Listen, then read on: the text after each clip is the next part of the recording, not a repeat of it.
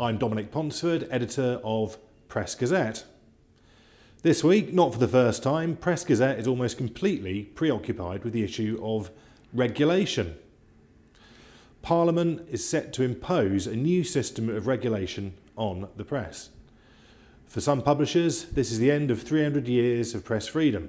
It's more than 2 years since The Guardian first revealed that the News of the World had hacked the voicemail messages of missing schoolgirl Milly Dowler. Since then, the press has paid an enormous price for the wrongdoing at one newspaper.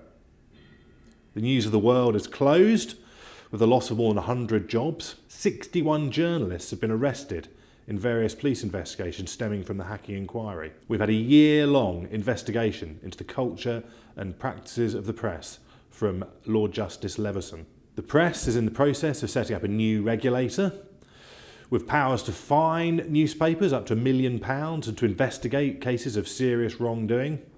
It's all going to be at huge expense to publishers. MPs say publishers still haven't gone far enough. They want the regulator to be completely independent of the press, and among other things, they want it to be able to call for front page apologies when mistakes happen on the front page.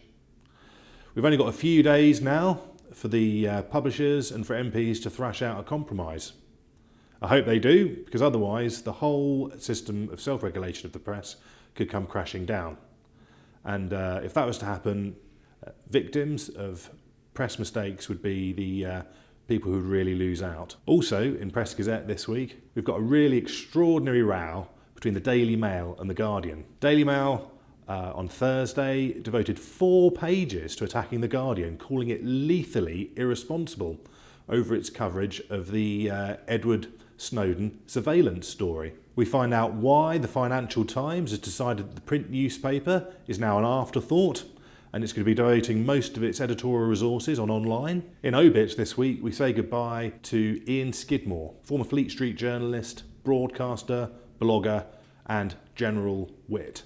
He's also the author of probably the best titled journalist autobiography ever, Forgive Us Our Press Passes. For in-depth coverage of all Press Gazette's news, features and comment about the world of journalism, the best way to keep up with us is to subscribe to our weekly Journalism Weekly newsletter.